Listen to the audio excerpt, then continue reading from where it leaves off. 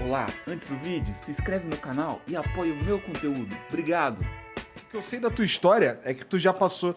Tu vem de uma família, teu pai era militar e não sei o quê. Daí tu passou pro banco primeiro. Banco do né? Brasil primeiro, com 15 anos. Depois tu fez a SpaceX. Entrei né? pra SpaceX. O que me chama a atenção nisso tudo, cara, é que assim, não é fácil entrar na SpaceX. Não é fácil passar no concurso público pro banco e tal. Então, cara, é assim, você, com a tua história e tudo mais, tu abriu mão de um, assim, numa sociedade, se você escolhesse viver, se você escolhesse jogar o jogo que todo mundo tá jogando, tu tinha um caminho muito foda pela Eu frente, podia ser né? um coronel do exército. É. Doente, triste, tomando antidepressivo. Eu tô com 61, não tomo remédio nenhum, velho. Gosto da vida que eu vivo, da vida que eu vivi. E uma parada que me chamou a atenção quando tu saiu Tu chegou a se formar no SpaceX? Não, Não? saí no segundo ano. Então, o que me chamou a atenção nessa história aí é que tu... acho que é melhor você falar. Por que tu escolheu sair de lá, cara? Porque não queria a minha vida sendo usada no organismo de repressão. Entendeu? A ideia que meu pai me passou do exército era uma. Agora, a ideia que eu vi lá dentro, sendo treinado, mano, eu tava me tornando violento pra caralho. Eu ia pra rua pra arrumar porrada. Tu tinha, sei lá, vou chutar aqui, 16, 17 16 anos. Saí Ah. com 17. Tá. É meio novo, eu acho. Porque assim, Mas eu tava ouvi... ligado, mano. Mas eu é que tava ligado. eu ouvi você falando sobre isso. Que, porra, que tu chegou a apontar a arma pra gente desarmada. Sim, na Não sei o quê. manifestação de estudantes. Então, Tocou o alarme, me deram o meu fuzil, me deram bala. Eu botei as balas no fuzil, tinha chegado de um acampamento que eu fui prisioneiro, todo mundo foi. Teve espancamento, tortura, fome, frio pra caralho. Depois você caminha 90 quilômetros pra voltar. Você vê seus colegas tudo desmaiando, velho. Chegou só metade da tropa no quartel. Aquilo te altera, mano, psicologicamente. Na hora que eu ia deitar pra dormir, tocou o alarme. Falei, porra, eu nem queria ir, mano. Mas aí tava todo mundo correndo, já me sacudiram, eu voltei, passa na reserva de armamento. Me deram o meu fuzil, me deram as balas na mão, velho. Eu meti as balas no fuzil, era mosquifal, na época. Arma, acho que da Primeira Guerra Mundial. sei qual é. A gente Quando chamava eu de cheguei- pau de fogo no meu ano. Tem 5 balas, né? Plac, 5 balas. Quando eu cheguei no portão, tava aquela manifestação do lado de fora do portão, os caras jogando pedra, o sentinela do portão vinha rastejando pelo chão, falei, que imbecilidade, não tinha ninguém atirando, era só pedra. Falei, corre! Mas os caras vinham rastejando, né? Condicionamento. Operacional, pô. Eu já fiquei puto com os caras lá fora, mano. São os comunistas, porque a ideia é que o exército passa, mano. O exército é formado pela ideologia estadunidense. Já ouviu falar na Escola das Américas? Não. Dava aula de tortura, mano. Para todos os militares da América Latina. A Escola das Américas é uma escola estadunidense feita no Panamá para ensinar tortura e anticomunismo aos militares latino-americanos, da colônia dos Estados Unidos. Mas isso não existe mais. Olha a né? mentalidade dos militares. Como é que não existe, mano? A Escola das Américas não existe, já foi denunciada a rodo, mano. Mas a CIA também mudou de nome, porque foi denunciada a rodo, envolvida em todos os golpes de Estado. Agora tem outra sigla, não é mais CIA. Mas é a mesma merda. E a formação dos militares é a mesma merda, cara. E tu acha que Eles isso te criam perpetua? ódio. Te criam ódio contra o comunismo, velho, sem você saber o que é comunismo. Ninguém lê Marx. Ninguém sabe o direito que é o que é. comunismo. Então, comunista é qualquer um que seja mais sensível, que fique indignado com as injustiças que está na cara, que a sociedade mostra pra gente. Você fica indignado com a miséria, com gente na rua, com gente com fome, com criança abandonada, com velhinho abandonado, na mentalidade dominante, você é comunista. Agora, se você pensar, comunismo o que é? Tudo pelo comum? Prioridade pelo comum? Nesse ponto eu sou comunista. Mas eu conheci o Ivan Pinheiro, secretário-geral do Partido Comunista. Ele me comprou desenho meu, saca? Se perguntar para ele, Eduardo é comunista? Não, de jeito nenhum. Porque eu não sou devoto de São Marx. Sacou? Comunismo é uma espécie de religião, Isso é algo- com hierarquia militar. Isso é uma outra parada que me chama a atenção, vendo as suas coisas e tal. E aí tu me corrige se eu estiver errado, cara. Mas eu vi, pelo menos a minha percepção foi que você, quando alguém joga um problema pra você refletir, você faz algo que vou pegar a minha experiência de vida, vou pegar a minha vivência e vou usar como lente para eu enxergar esse problema aqui. E diferente de vou pegar a ideologia política e usar como lente para enxergar esse problema aqui. Nesse sentido, se for isso mesmo, cara, eu gosto de pensar que eu me assemelho também. Eu também gosto de pensar cada problema baseado na minha história de vida e não no que sei lá, o cara X pensa, tá ligado? É assim mesmo que tu enxerga a vida, que tu enxerga os problemas que são apresentados e tal? Se eu não tiver uma referência na minha vida, mano, eu prefiro assumir minha ignorância. Eu não sei. Eu posso dizer o que eu penso, o que eu acho, o que eu imagino, mas eu não sei. O que eu sei parte do que eu experimentei. E mesmo assim, sei com ressalvas. Né? Porque eu não fiz todas as experiências do mundo a respeito de nenhum assunto. Mas assim, vai, fala. Mas muitas coisas que você fala, elas têm um norteio também que pode vir de Marx. Por exemplo, a distribuição do capital, a coisa da serventia do proletariado, o Mas cara isso, tá lá. Isso não é ser humano? Não, cara? é ser humano. Mas ele catapultou isso num livro. Por isso que ele é referência quando o cara fala, eu sou marxista, porque ele apoia aquelas ideias. Eu também não gosto, nunca me referi a nada de ser leninista, marxista, nem nada disso. Mas eu entendo quando o cara fala, porque é mais fácil ele resumir dessa forma, sabe? Dá para entender o pacote que ele tá assim. É mais fácil para ele, mano. Mas para mais quem fácil. escuta nem sempre é. Não, nem Marx sempre. um A população não sabe não de sabe, fato. Não sabe. Velho, eu não li esses caras porque eu não gosto dessa língua. Aquela língua lá, acadêmica, me incomoda. Então a única coisa que eu li de Marx foi o Manifesto. E achei do caralho, o Manifesto Comunista. Mas aí eu olhei para os comunistas, velho, foi que nem o Espiritismo. Eu achei um livro, o Livro dos Espíritos, uma ruína, velho. Eu estava pensando na ilha de Itaparica, sentado na parede de uma ruína, porque eu tinha perdido tudo em Itabuna, meus documentos, minhas ferramentas, meu trabalho, perdido tudo, estava sem nada. E estava pensando o que fazer e passando o dedão do pé no chão.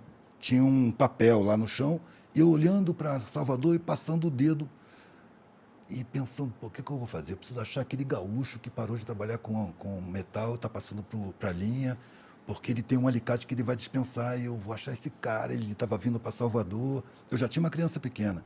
Aí, de repente, eu olhei para baixo e prestei atenção e vi que era um livro aberto, que estava enterrado, só com a primeira parte assim de cima aparecendo. Falei, isso aqui é um livro. Aí tirei o livro, era o Livro dos Espíritos. E ali, naquela página, falava de coisas que eu assuntava a minha mãe desde cedo. Por que nasce criança aleijada?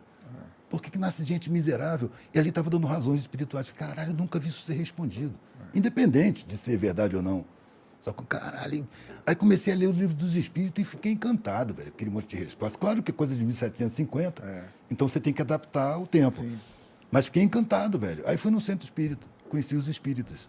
Aí eu senti uma arrogância, uma superioridade, uma distância. Eu não gostei, não. O Marx foi a mesma coisa. Eu conheci o manifesto, falei, caralho, bom, cadê os marxistas? Aí, pô, um bando de arrogante, bunda mole, nunca tinha passado fome, todo mundo abonado, acordava de manhã, estava lá, comidinha na mesa, chegava em casa com a roupa suja, largava lá, a roupa parecia limpa. Da teoria, né? Ainda quer conduzir as massas. Porra, quer Mas conduzir massa, vai entregar pizza. Eu fui ler Marx por causa de um amigo meu que veio do Maranhão, o Góis, que ele falou, mano, muita coisa que você faz tem a ver com marxismo, você tem que ler marxismo. Aí eu, não vou ler. Aí eu vou fazer uma palestra na faculdade, o cara, você já leu Marx? Tem que ler Marx. Aí um dia eu falei, eu vou ler esse cara, vocês estão enchendo o saco, velho. Eu vou ler. Aí lia 20 páginas, eu falei, mano, vou voltar pro meu gibi. Aí lia 20 páginas, vou voltar para um outro romance que eu tô lendo que é mais interessante. Mas depois eu fui lendo, fui avançando e entendi. Sabe? Mas eu não consigo também conversar naquela língua também. Eu não faço parte daquele... Quando eu vou na faculdade, o cara começa com aquela linguagem, eu falei, mano, isso aí não é o que eu faço, não tem a ver também. Eu não entendo o que você está falando. Entendeu? Então é uma linguagem mesmo que ficou ali... Não era para ser guetizada, porque é uma coisa popular até para fazer o bem pro próximo, mas ficou guetizado assim também. Sabe? Ficou numa caixinha. É mais uma caixinha que o cara se encaixa. E também quando ele fala, eu sou marxista, eu sou isso, eu sou leninista, tal, ele também entra naquela caixinha e também ninguém consegue tirar. Porque aí você também já joga os preconceitos na caixinha, sabe? É louco isso também. Hoje em dia tá assim, né? Se é esquerda, se é direita, blá, blá, blá, você já tem todo o estereótipo. Então... Eu acho que tem uma espécie de colonização mental nisso aí, entendeu? O que é esquerda e direita? Trata-se de um parlamento na França, não é isso? Um país colonialista. Na Revolução lá de 1889, 1890, sei lá que ano era. Revolução Francesa. Francesa. Que dividiu de um lado os aristocratas de sangue azul, do outro lado os burgueses ricos. Ali não tinha povo, mano. Esquerda estava o pessoal com sangue vermelho e a direita era o pessoal de sangue azul. E aí eles impõem isso e até hoje, na mentalidade da colônia, a gente toma isso como referência. A gente não está entre esquerda e direita, a gente está entre empresarismo e humanismo. São as empresas mandando no sistema social ou o ser humano que vai mandar no sistema social. Nós estamos perdendo. Não tem, no grau de importância, no patamar de importância máxima da sociedade, está o interesse econômico, não está o ser humano. Por isso que eu Tanto disse que- que a sociedade ainda não é humana. A gente ainda não é humano. Tanto que após qualquer tragédia, fala o tamanho do prejuízo, não o tamanho de mortes, o impacto social. Pois é. Fala geralmente o prejuízo. Ó, esse desabamento e essas chuvas vão causar 3 bilhões de prejuízo. Em primeiro lugar, depois fala dos mortos. Depois fala, são 120 mortos. Ainda mais se for pobre. É. Se for rico, não. Se for rico, cita tudo direitinho, porque ele tem dinheiro, ele tem valor. Né? De vez em quando eu estou expondo, alguém fala assim, qual é o valor? Eu digo, depende, mano. Depende da pessoa. Você quer saber o preço? Porque tem gente que dá um valor enorme, tem gente que não dá valor nenhum. Mas para os dois o preço é o mesmo. O preço é um número. Valor é sentimento. Sacou? E essa parada de você colonizar a mente com os filósofos europeus, sacou? É uma coisa que atrapalha até a conversa. Quando eu comecei a colocar pensamento no meu trabalho, vender brochinho, gravado em relevo e tal, isso despertava muito papo, muita discussão. E aí eu estava discutindo papo, geralmente gente de esquerda, gente acadêmica. Aí o cara, não, isso aí que você está falando é fulano de tal, de 1600, não sei quanto. Eu falei, porra, não li esse babaca, meu irmão, atrapalha meu raciocínio. Por que tem que citar a gente, mano? Aqui no meio das orelhas tem um troço pensante, pensa por conta própria, eu não preciso de muleta para pensar, não, velho. Exatamente, cara. Essa é a minha principal briga, cara. Porque assim, parece que tá todo mundo com preguiça de pensar. Tá todo mundo muito mais É interessado. muito mais cômodo, né? Muito mais Você cômodo. pega um Esse cara já pensador e diz, eu pensou penso aqui, isso. Eu penso isso que ele diz aí. Não, Pô, é a que maioria, aí, por cara. exemplo, que cita Carnegie, depois você vai ler o cara manteve escravo, tá Tá ligado? vendo? Mais um que eu não conheço. então- Hoje eu ouvi um cara falando, Voltaire tinha escravos. Defendia a escravidão. E citou umas frases hediondas. Um senhor preto, sacou de barba branca, falando de Voltaire. Falei, porra, cara, e é admirado. É uma espécie de colonização mental, velho. Que as pessoas não conseguem superar e acaba desrespeitando a população. E Sabe qual é a estratégia, mano? Separar o saber da sabedoria. Sim. Sacou? O saber fica com a elite e a sabedoria o povo é obrigado a ter, senão não sobrevive. Não, e você fala uma coisa, por exemplo, bem interessante da política, que eu acho mais legal, muita coisa que você fala é legal, mas a da política, eu acho que você fala de uma maneira muito tranquila, assim, e tira tudo esse acabamento que a gente quer pegar para um lado ou para o outro, sabe? Você fala, meu, é feito pela população, tem que ser para a população. O debate político foi levado para esses caras que nem a bondade foi levada para a religião, por exemplo. Sabe? Quando eu vou fazer algum ato de bondade, ou um amigo meu vai fazer, os caras, mas vocês são de que igreja? Não somos de igreja nenhuma. Por que a bondade tem que estar atrelada a algo religioso, né? E a política também, quando você fala disso da política, que a política, os caras capturou o negócio e a gente até odeia a política, mas tudo que a gente faz também é política. Né? Mas esse ódio à política também é plantado. A imagem que se cria é que a corrupção está na política, nunca no mercado. Quando acharam 51 milhões com o Gedel Vieira, o baiano, 51 milhões no apartamento dele em cédulas, em malas e tal, foi a grita geral da mídia, pá, e execraram o cara, e pá. Quem é que deu esse dinheiro para ele, mano? Aquilo ali é propina. Alguém Quem deu esse deu esse dinheiro a dinheiro, ele levou muito mais, mano. Ele, como político, tem espaço de poder. Alguém levou bilhões e deu para ele 51 milhões de gorjeta. Mas isso a mídia não vai falar, porque a mídia é a boca do mercado, velho. É a boca dos banqueiros. Você já viu a mídia falar de banqueiro? No entanto, o banqueiro é que manda na porra toda. O que os candidatos fazem antes de se candidatarem? Vão lá com poucos banqueiros. Se tiver apoio dos banqueiros, tem possibilidade. Por que existe a preocupação de acalmar o mercado? É acalmar os ricos, mano. O mercado é gente. Podre de rica. Que tem desprezo pela população. Que não admite ver o Estado investir 0,5% para fazer o Bolsa Família. 0,5% do orçamento brasileiro alimentou 39 milhões de pessoas, velho. Abriu espaço para pobre entrar na universidade, um punhado, não é obrigação. O Estado não está cumprindo a obrigação. Está abrindo assim. O PT foi vaselina, mano. Ele serviu aos patrões, mas ao mesmo tempo deu um espaçozinho ali, um refresco para os mais pobres. E esse refresco revoltou a classe média. Esse refresco revoltou. Sacou? Porque quem se deu bem com o governo do PT? A parte de baixo e a parte de cima, que viu nascerem novos mercados de consumo. A classe média não recebeu nada, mano. Continuou pagando o mesmo número de impostos, apesar de a massa dos impostos ser paga pelos pobres. Você vê a situação, mano. O pobre, ele constrói tudo. Cada roupa costurada foi um pobre que costurou. Cada sapato que está nos pés foi um pobre que fez. Mesmo os de marca. Os de marca pior ainda, velho, que vem da Indonésia com trabalho escravo. Sacou? O chocolate suíço é feito com cacau da África. A Suíça não planta cacau. E é trabalho escravo, bota menino lá. O pobre bota o asfalto na rua. O pobre bota o cimento na calçada. constrói as mansões, os palácios, bota o fio, eletricidade, poste, planta, colhe, traz. O pobre que bota a sociedade toda para funcionar. Cuida quando nasce e cuida quando vai morrer. Sempre. Sempre. Sempre, velho. O pobre está na base de tudo. Além disso, ele financia o Estado, porque a massa tributária está em cima da pobreza, mano. Os ricos se livram de imposto. Sacou? A massa tributária é em cima do consumo básico, que é dos mais pobres.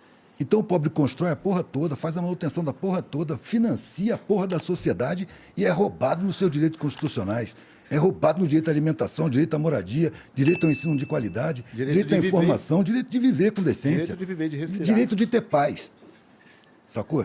Então isso é um crime. Para mim, o Estado, na situação que ele está sequestrado por poderes econômicos, ele é um crime organizado contra a população a favor de um punhado de poder de rico.